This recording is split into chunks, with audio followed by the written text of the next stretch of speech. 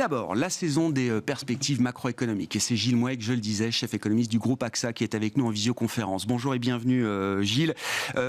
Comme je le précisais en introduction, vos perspectives ne concernent pas uniquement l'année 2023, et je trouve que l'exercice est intéressant de ce point de vue-là, d'intégrer également l'année 2024 dans cet horizon de prévision. Non pas que vous ayez une boule de cristal plus puissante que les autres, j'imagine, Gilles, mais ça permet d'ouvrir la réflexion sur l'après. On va parler de 2023 et de la normalisation, encore une fois, de tous les chocs qu'on a pu encaisser depuis 3 ans maintenant. On va parler de récession, sans doute, de désinflation, mais j'ai envie de commencer par la fin.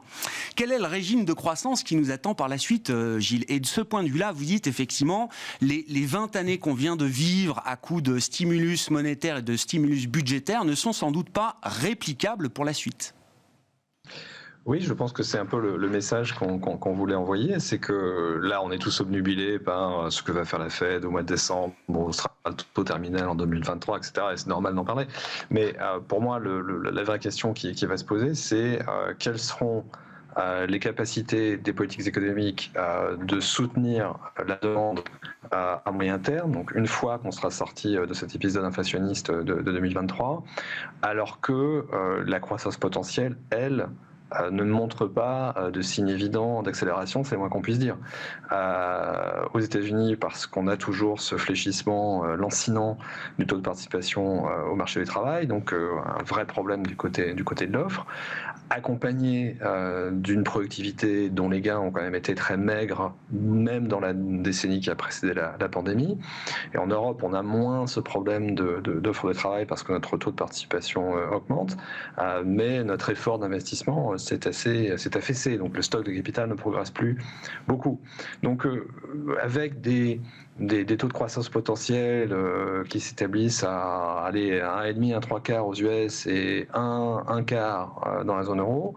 On s'était habitué depuis une vingtaine d'années à ce que régulièrement les politiques économiques, qu'elles soient monétaires ou budgétaires, nous permettent d'avoir une croissance effective souvent un peu au-dessus de ce potentiel.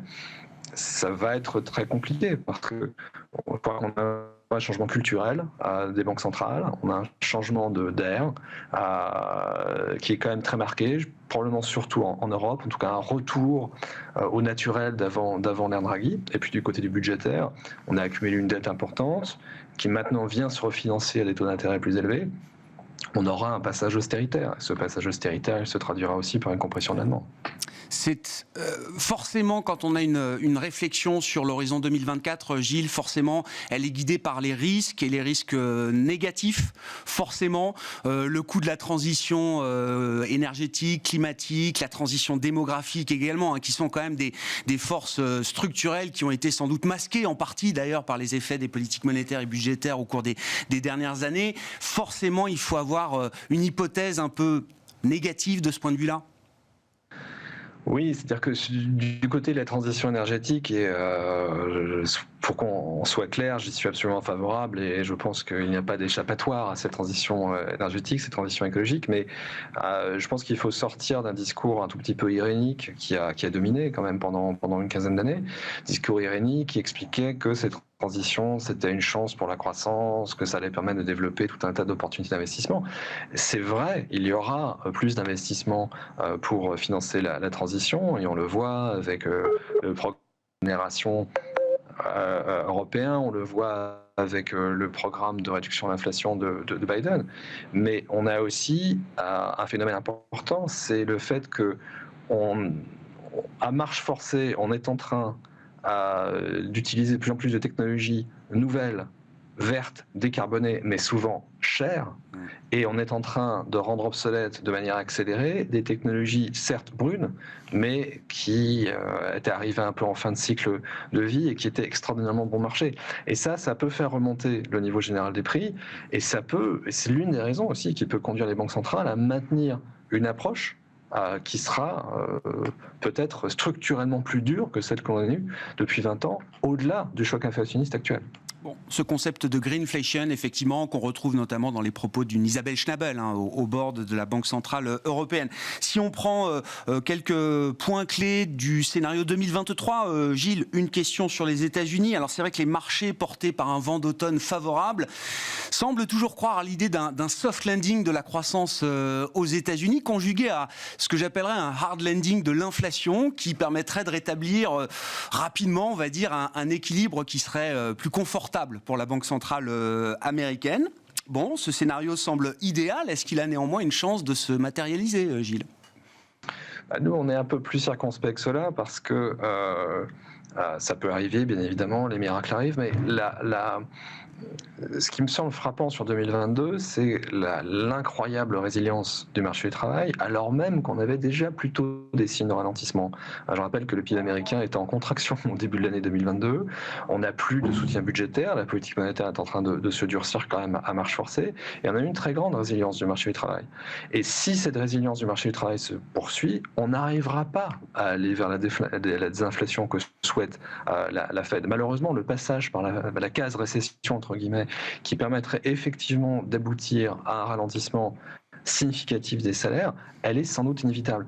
Et là, je pense que les marchés ont un peu il y a une espèce de rupture cognitive, entre guillemets, c'est-à-dire que on ne peut pas d'un côté s'attendre à ce que la Fed réduise ses taux d'intérêt extrêmement brutalement dans la seconde partie de 2023 sans considérer qu'on passe par une phase de récession forte.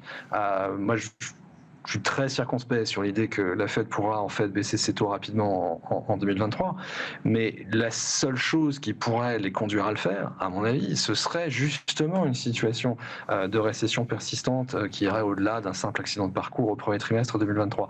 Donc je trouve qu'il y a une chaîne logique qui est un peu cassée là dans le pricing de marché.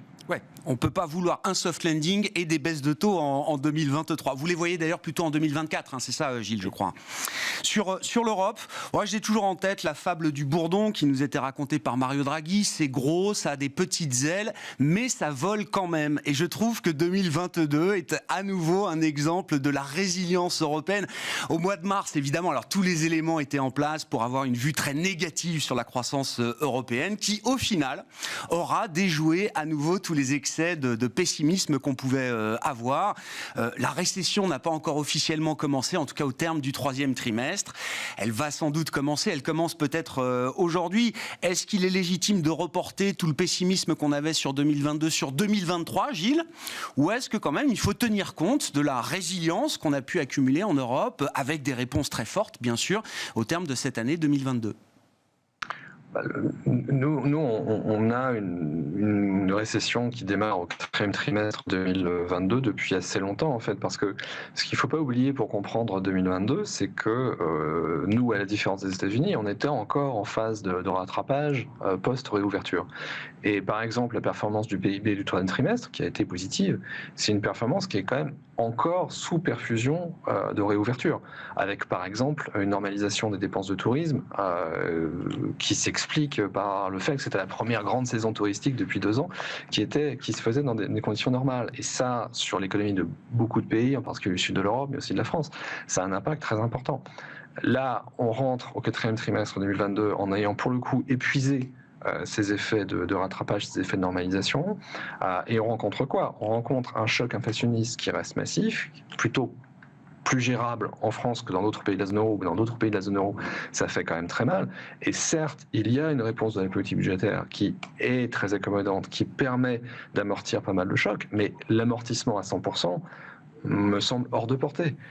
On a une telle ponction sur le pouvoir d'achat des ménages qu'on verra de toute manière, à mon avis, une contraction de la consommation à un moment en 2023 et qui peut même d'ailleurs avoir déjà commencé au quatrième trimestre 2022.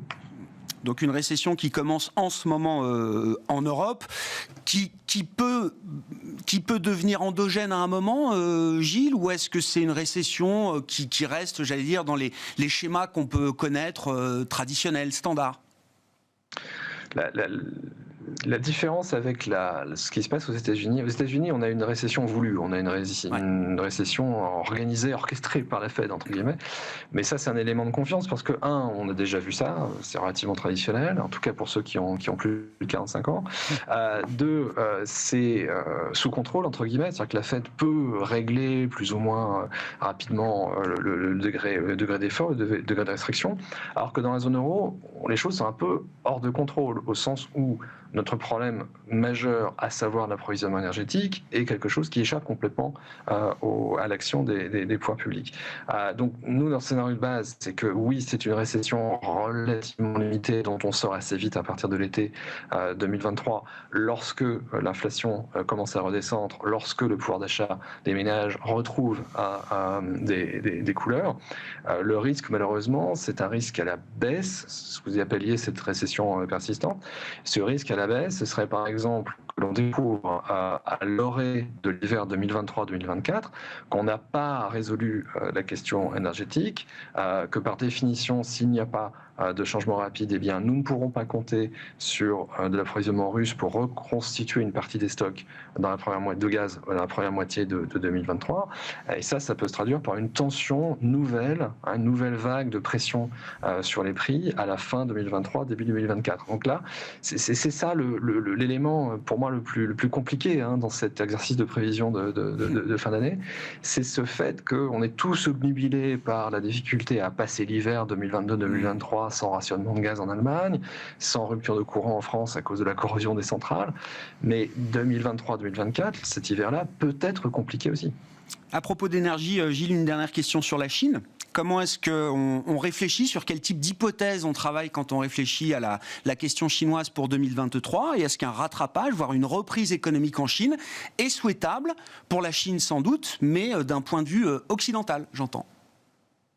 Alors c'est toujours compliqué et ambigu parce que si le rattrapage de la Chine intervient trop rapidement et se traduit par une pression sur la demande globale, lorsqu'on est en phase inflationniste, c'est pas forcément une très très bonne nouvelle. Mon sentiment, cela étant, c'est que si tout se passe bien, on aurait un redémarrage franc de l'économie chinoise, disons la deuxième partie de 2023, alors que du côté américain et européen, on sera déjà dans une phase de désinflation. Donc la pression qu'exercerait ce retour de la demande chinoise sur les marchés globaux interviendrait à un moment où on peut le gérer en termes de choc inflationniste. Donc ça, c'est le scénario favorable qui se fonde sur quoi ? Qui se fonde sur l'idée que je crois qu'en Occident, on a une vision parfois un peu trop exclusivement politique de la gestion de la pandémie en Chine. Il y a aussi un vrai problème de santé publique, et ce problème de santé publique, c'est le fait qu'il y a toujours un taux de vaccination plus faible chez les personnes âgées en Chine qu'en Occident. Si effectivement les mesures qui ont été annoncées il y a quelques jours, une accélération du programme de vaccination intervient dans les mois qui viennent, là on peut aller effectivement vers une réouverture de l'économie chinoise plus franche, qui se traduirait par davantage de demandes, et encore une fois, à un moment où, du côté de l'inflation, on pourra gérer ce choc de manière plus confortable qu'aujourd'hui. Bon, une question de timing. Avant tout, le timing, c'est crucial. Merci beaucoup, Gilles. Gilles Mouek, qui était avec nous pour cet éclairage macro, avec un horizon 2023 et 2024. Il faut déjà regarder le coup d'après, également l'après-normalisation qui est attendue en 2023. Chef économiste du groupe AXA, qui était avec nous en visioconférence.